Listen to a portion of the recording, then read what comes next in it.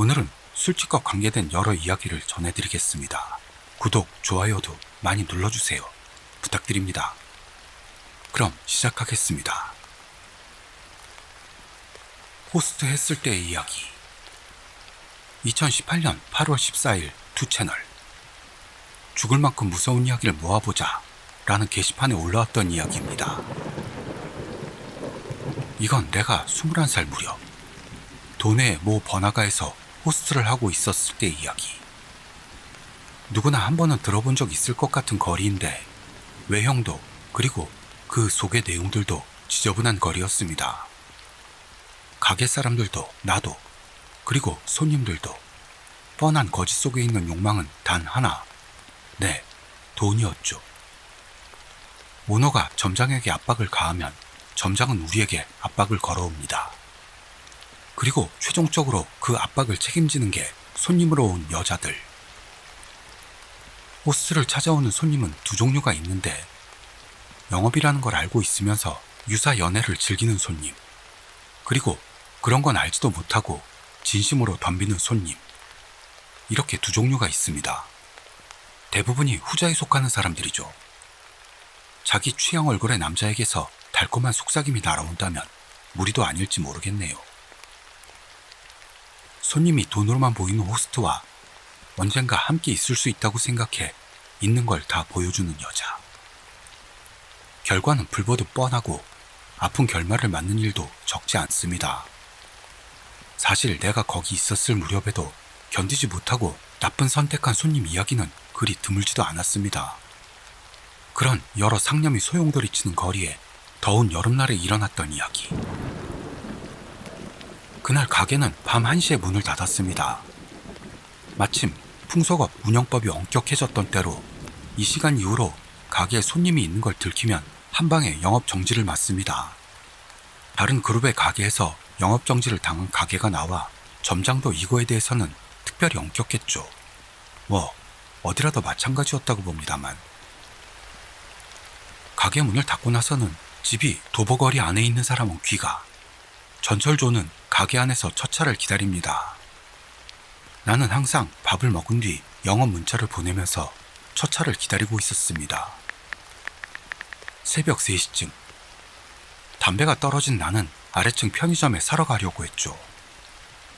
그때는 술에 취해 소란을 떨던 일행도 돌아가고 전철조는 선잠에 들었고 필요 이상의 조명은 꺼놔서 가게 안이 조금 기분 나쁜 분위기였던 걸 지금도 기억하고 있습니다.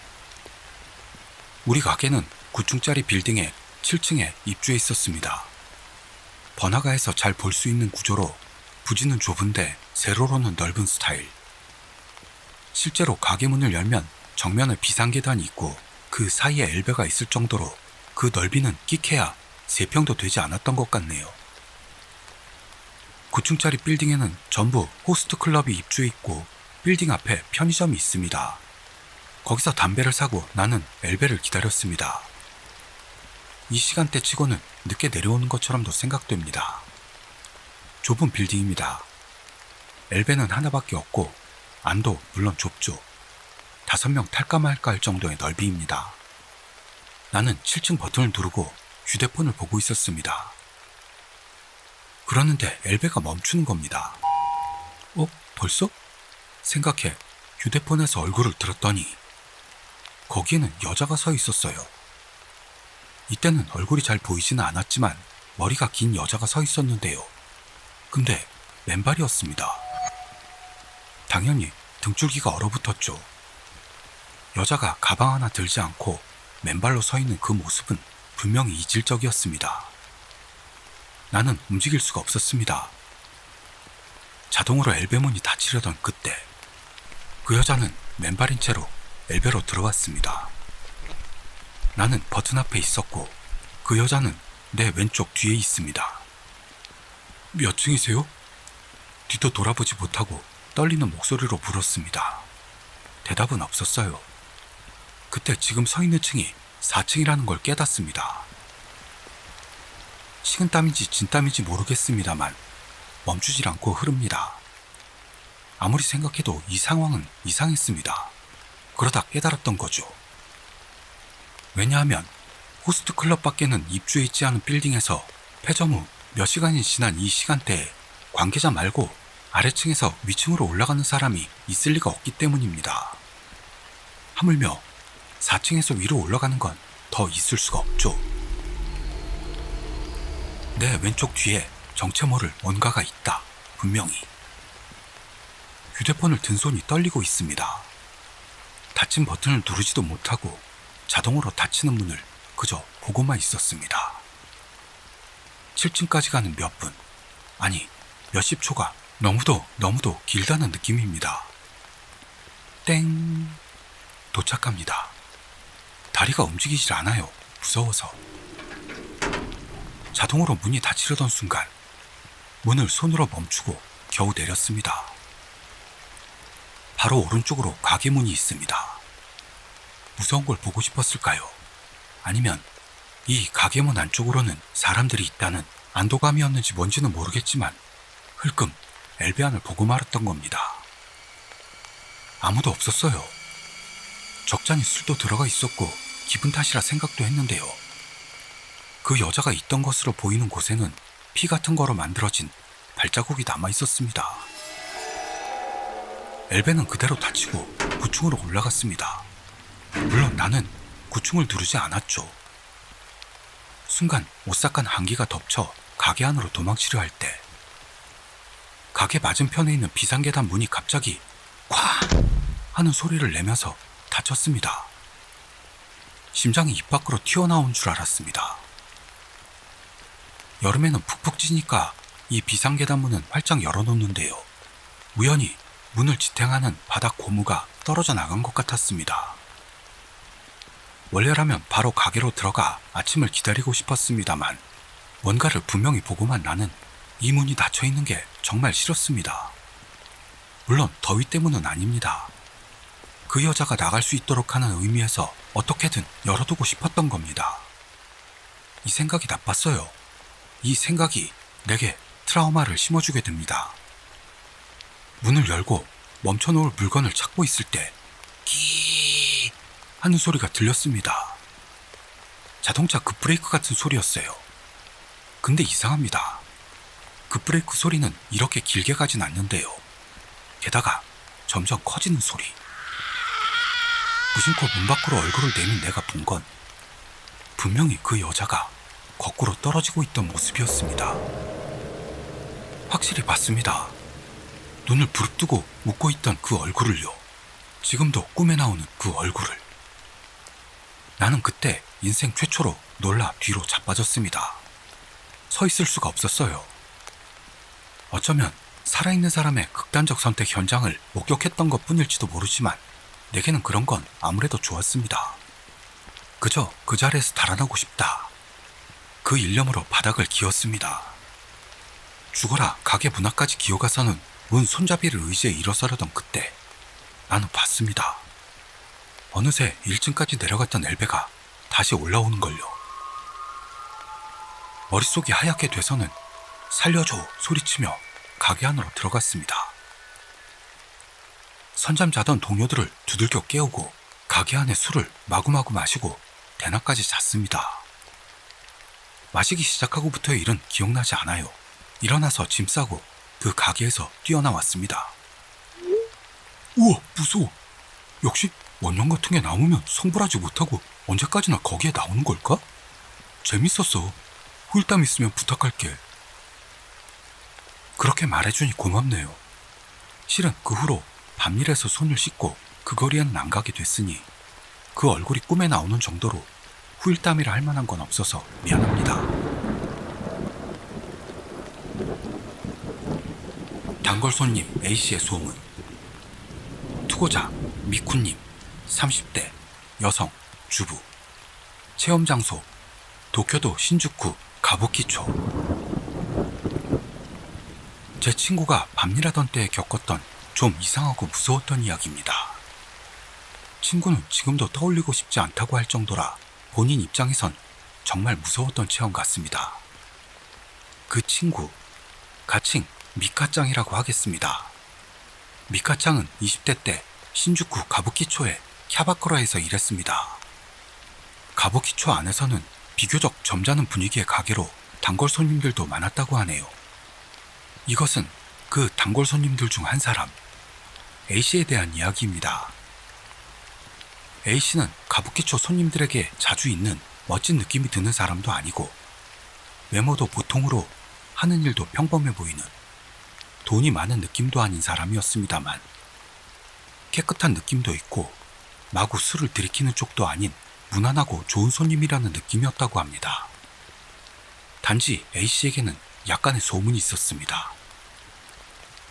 그 소문이라는 건 A씨에게 지명된 여자애는 몇 달 만에 그만둔다 라는 것. 처음에는 미카짱도 우연이겠지 정도로 밖에는 생각하지 않았던 모양입니다. 원래 밤일이라는 게 사람이 많이 바뀌니까요.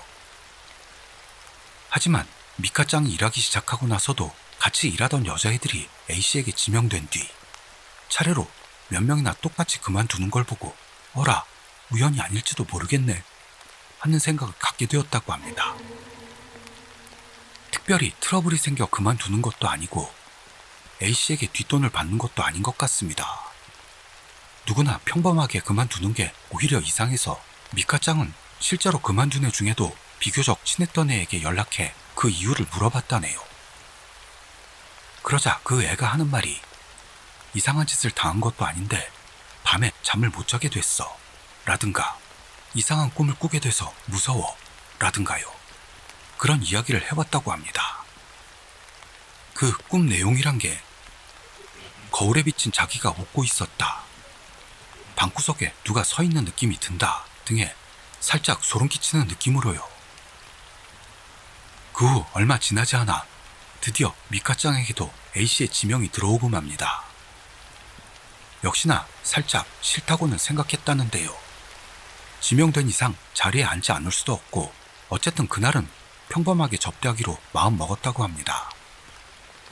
하지만 실제로 접대해봤더니 역시 A씨는 평범한 사람으로 친절하고 무리한 요구도 해오지 않아서 지명된 수와 매출이 연결되니 오히려 행운이라는 느낌이었다나요. 다만 그날부터 미카짱도 역시 밤에 잠을 못 자게 되었던 겁니다. 게다가 그 며칠 뒤에는 무서운 꿈도 꾸게 되었다는데요. 꿈속에서 거울에 비친 자기가 무슨 말을 하던가 자고 있는 자기를 누가 보고 있는 느낌이 들기도 하고 그래서 깼을 때는 집안 공기가 엄청 무겁게 느껴져 무서워서 더 잘 수 없게 되었다고 합니다. 그런 나날이 한동안 계속돼 미카짱도 가게를 그만두고 말았습니다. 그만둔 후 들었다는데요. 그 후로도 A씨는 가게에 와서 다음 여자애를 지명했고 역시 그 애도 몇 달 만에 그만뒀다고 합니다. 가게를 그만두고 나서부터 미카짱은 조금씩 전처럼 잘 수 있게 되었다고 합니다만 몇 년이 지난 지금도 밤에 거울을 보면 그 무렵의 일이 생각나서 무서워진다고 합니다. 미카짱에게 그런 이야기를 들어서 그런지 저도 밤에 거울을 보는 게 살짝 무서워졌습니다. 윤희준 후지의 무서운 이야기, 엄청난 사진. 투고자 차차마루님, 30대 여성, 회사원, 시즈오카현 거주, 심령 스팟, 시즈오카현 후지시의 폐아파트. 시즈오카현 후지시 도메이 후지 IC를 빠져 국도 139호선으로 올라탄 곳 왼쪽에 1층 부분이 합판으로 막힌 아파트가 있습니다. 유니즌 후지. 지역에서는 심령 스팟으로 유명한 폐아파트입니다. 밖에서 보면 창문이 깨져 있는 집도 있고 커튼이 쳐진 채 아직 생활감이 남은 집도 있어 상당히 대충 방치되고 있는 걸 알 수 있습니다. 저는 이곳 출신입니다만 살이 분별할 무렵부터도 이미 아파트는 이 상태였습니다. 어른이 된 지금도 헐리지 않고 그대로 남아있어 20년 이상은 손대지 않은 채 방치되어 있는 게 되네요. 실은 인터넷으로 조사하면 바로 나옵니다만 옛날에 그 아파트에서는 살인사건이 있었다고 합니다. 1984년에 일어난 폭력단에 얽힌 사건으로 피해자는 여성. 이후 이 여성의 귀신 목격 정보가 잇따라 주민들이 모두 나가버렸다고 합니다. 그 뒤로 이건 어디까지나 소문인데요. 이 아파트를 해체하려고 할 때마다 재앙이 일어나 결국 그대로 방치된 상태가 되었다고 합니다.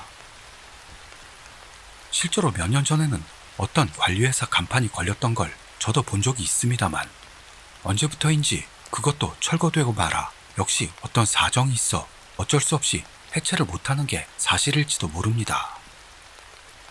주변에는 음식점이나 전문학교가 있어 비교적 인적이나 차량도 많은 곳이긴 한데요.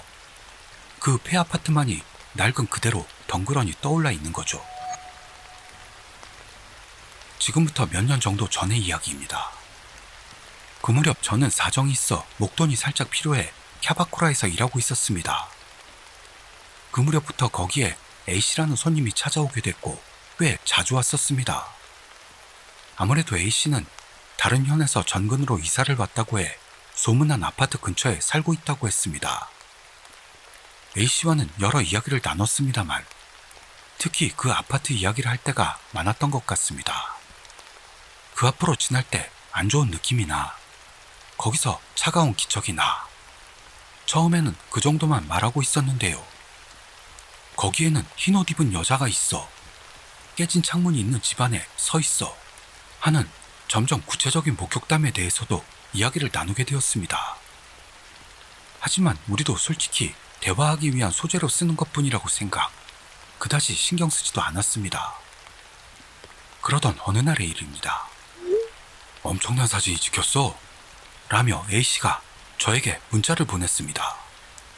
별로 신경 쓰고 있지 않았다고 말씀드렸습니다만 역시 저도 혼자 그 사진을 볼 용기는 나지 않아 다음에 가게에 왔을 때 보여달라고 답장했죠.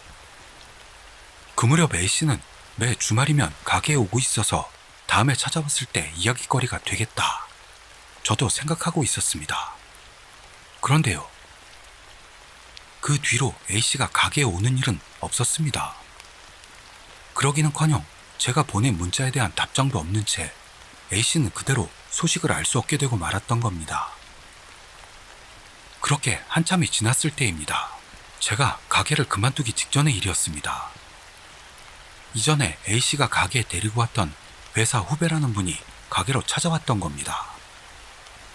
그분에게 궁금하던 A씨에 대해 물어봤더니 A씨는 어느 날 갑자기 회사를 관두고 나갔어 하는 말을 하는 겁니다. 전근으로 여기에 온 사람이라 회사를 그만뒀다면 고향으로 돌아갔을 거라 생각했는데요. 그런데도 그렇게 자주 가게에 왔던 손님이 마지막으로 가게에 얼굴도 내밀지 않고 돌아갔다 생각해 좀 더 자세히 이야기를 물어봤습니다. 그러자 나도 자세한 이야기는 모르지만 어느 날 일주일 정도 결근한 일이 있었고 그 뒤로 정신과 진단서를 가지고 회사에 나와서는 몸이 안 좋아 그만두겠다라는 말만 남기고 다음날 본가로 돌아갔다네. 그분도 곤란하다는 얼굴로 말하고 있었습니다. 그 말을 들었을 때 저는 바로 그 아파트 일이 머리에 떠올라 소름이 돋았습니다. 그 결근한 일주일이라는 게 엄청난 사진이 찍혔어 라는 A씨로부터의 문자를 받았을 무렵이거든요. 그 뒤로는 저도 왠지 그 아파트가 있는 길을 피해 생활하고 있습니다. 계속 옆에 있다. 이번에는 우리 치규 구독자님들이 슬퍼하실 그런 이야기가 되겠네요. 그럼 같이 가보실까요? 투고자 슈우님 50세 남성 자영업 체험 장소 이바라키현에 고등학교 때부터 지금까지 살고 있는 도쿄도. 그 일을 알게 된 건 아주 옛날인 제가 20대 중반 무렵이었습니다. 당시 SNS의 주류였던 만남 사이트인 믹시에서 우연히 고등학교 때 동창인 여자애와 연결됐습니다. 둘 모두 이바라키현에서 같이 고등학교에 다녔는데요. 당시에는 같은 반이 된 적도 없어서 직접적인 면식은 없었는데요. 졸업 앨범을 보고 있다, 있어 하게 될 정도로는 서로가 얼굴을 알고 있던 사이였던 겁니다. 그 애를 가칭 K라고 하겠습니다. K는 결혼을 계기로 관동지방에서 중부지방으로 이사했습니다만 어느 날 저는 우연히 출장으로 그 인근을 방문할 기회가 생겨 모처럼 만이니 한잔하자 하는 이야기가 된 거죠. 약속하고 2주 후 K와 무사히 이자카야에서 만날 수 있었습니다. 잠시 근황을 나누다가 누구누구 기억나? 등등 구면인지라 그런 이야기로 꽃을 피우고 있었죠. 그런 이야기의 흐름에서 K가 땡땡군 고등학교 때 여친 누구였어? 하고 물어온 겁니다. 아무래도 K는 이날 약속을 하고 나서 2주 동안 우연히 연락이 된 같은 고등학교 여자의 셋에게 저에 대한 일을 이야기했던 모양입니다. 그 셋은 저를 기억해 준 것 같았는데요. 각각 따로 연락을 취했음에도 불구하고 세 사람 모두가 다소 느낌은 다르면서도 이런 이야기를 하고 있었던 것 같습니다. 땡땡군 고등학교 때 긴 검은 머리 여자애랑 3년간 쭉 같이 있었지. 그녀들도 분명 제 얼굴을 앨범으로 확인한 뒤에 이야기를 하네요. 그래서 K도 그 긴 검은 머리 여자애가 여친이었지 라고 저에게 물어왔던 겁니다. 하지만 저는 고등학교 때 남녀공학이었는데도 3년간을 남자반이라는 희귀한 처지에 놓여 있었고 여친은커녕 교내 여사친조차도 둘 셋에 불과했습니다. 때문에 학교 안에서는 물론 등하교도 여자애와 걸어간다는 일도 없었고 전혀 기억도 없는 그 이야기에 갸우뚱할 수밖에요. 또한 그 이야기 중 또 하나의 수수께끼인 점은 셋 모두 긴 검은 머리의 여자애 라고는 기억하는데 그 여자애가 누구였는지는 모른다고 했다는 겁니다. 3년간 교내에 같이 있었다는 건 동급생임은 분명합니다만 셋 모두 동급생에다 같은 여자인데도 불구 누구 하나 그 애가 누군지 모른다는 것도 이해되지 않는 점이기도 했습니다. 그런 이야기를 K에게서 들었던 걸 최근에 떠올려보며 당시에는 신경도 쓰지 않았던 일이 지금에 와서 연결되어 생각이 났습니다. K와 만나고 몇 년 후 저는 20대 후반부터 홀로 살기 시작했습니다. 몇 번인가 이사도 했는데요. 그 생활 속에서요. 때때로 화장실 변기 뚜껑 위나 싱크대 위 등지에서 분명 단발인 제 것과는 다른 긴 흑발을 발견했고 그럴 때마다 버리고 있었습니다. 다시 생각해보면 그건 여친이 없는 시기, 즉 긴 검은 머리카락이 집안에 떨어져 있을 리가 없을 때 꼭 일어나고 있었습니다. 그렇게 세월은 흘러 그 세월 동안 몇 번인가 결혼 이야기도 나왔지만요. 직전에 파혼이 되고 해서 단지 제가 미래가 없어 보인 걸지도 모르겠지만 40대를 지난 지금도 저는 독신입니다. 어쩌면 지금도 제 바로 옆에 길고 검은 머리카락의 여자가 있는 걸까요? 슬프군요. 그래도 귀신이라도 여자가 곁에 있으니 행복할지도 모르겠네요. 오늘은 이 정도로 하려고 했는데요. 전체적으로 약한 감이 있으니 하나 더 투하하도록 하겠습니다. 좋으시죠? 보이지 않는 손님. 투고자 아이님. 30대 여성 음식점 직원. 체험장소 교토시 기온. 이건 제가 교토의 기온에서 알바할 때 겪었던 이야기입니다.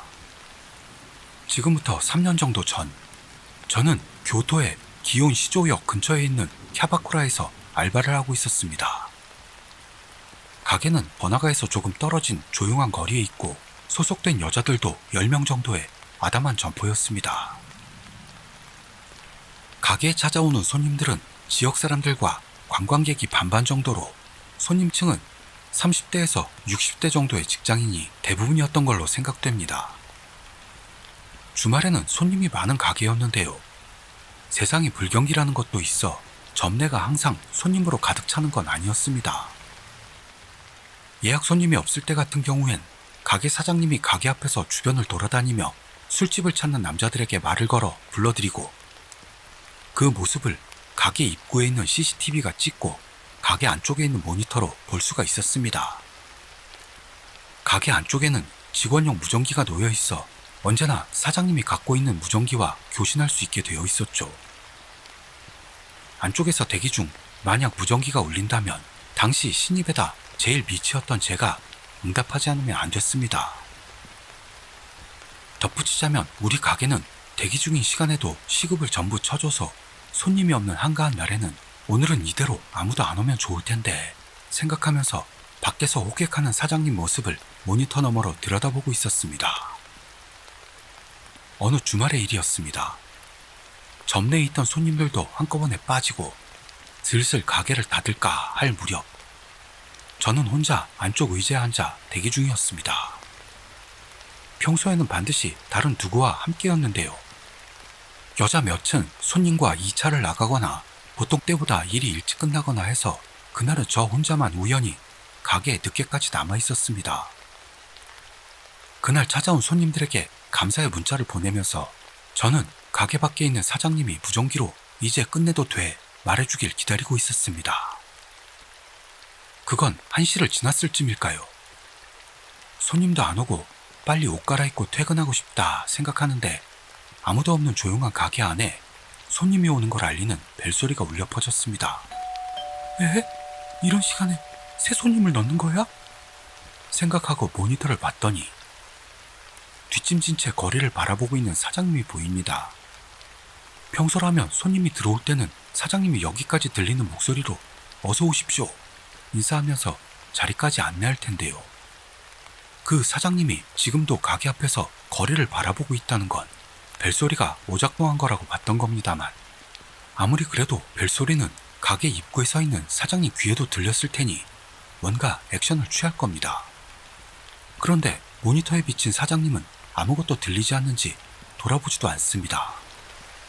저에게만 벨소리가 들린다니 당치도 않죠. 점점 뭔가 정체를 알 수 없는 섬뜩함을 느끼면서 저는 정말 아무도 가게에 안 들어왔는지를 확인하려 안쪽을 가리는 커튼을 젖히고 빼꼼 얼굴을 내밀어 가게 안의 모습을 들여다보았습니다.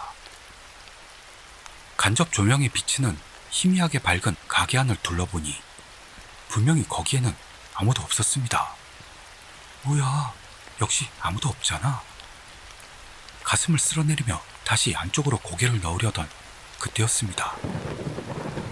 닫힌 채로 있는 가게 입구에서 뭔가가 천천히 이쪽을 향해 오는 기척을 느꼈습니다. 테이블과 테이블 사이를 기어다니듯 돌아다니는 기척. 눈에는 보이지 않는 그 뭔가가 분명히 제 쪽으로 다가오는 걸 알았던 겁니다. 그 이상한 분위기와 피부를 찌르는 것 같은 공기를 느낀 직후 저는 소리를 지르며 안쪽에서 쓰는 문을 뛰쳐나와 밖에 있는 사장님을 부르러 달려나갔습니다. 그날 저는 무서워서 가게로 돌아가지는 못하고 그대로 집으로 돌려보내졌습니다. 그 이상한 기척은 대체 뭐였던 걸까요? 그냥 제 착각이었던 걸까요? 그게 너무 신경 쓰였던 저는 훗날 선배인 여자 직원에게 물어보고 알았던 건데요. 몇 년인가 전에 가게 근처에서 차량이 폭주, 여러 사람이 말려들어 사망하는 큰 사고가 있었답니다. 그게 원인인지는 모르겠지만 말이야. 선배는 이 이야기를 한 뒤 눈살을 찌푸리며 이렇게 계속했습니다. 그 사고 이후로 아무도 가게 안 들어왔는데 벨이 울린다든가 아무도 없는 가게 안에서 계속 소리가 나기도 하고 인기척이 난다는 애들이 늘었어. 영감이 있다는 애들은 실제로 몸이 아프기도 하고. 그 후 제가 똑같은 체험을 하는 일은 없었습니다만 생각해보니 이전에 손님에게 들었던 말이 있었습니다. 이 가게 귀신 있어. 그때는 반 농담으로 놀리는 거라고만 생각해 전혀 믿지 않았는데요. 지금 생각하니 그 손님에게는 정말로 뭔가가 보였던 걸지도 모르겠습니다. 오늘은 여기까지 하겠습니다. 저는 다음 이야기에서 뵙도록 하죠. 감사합니다.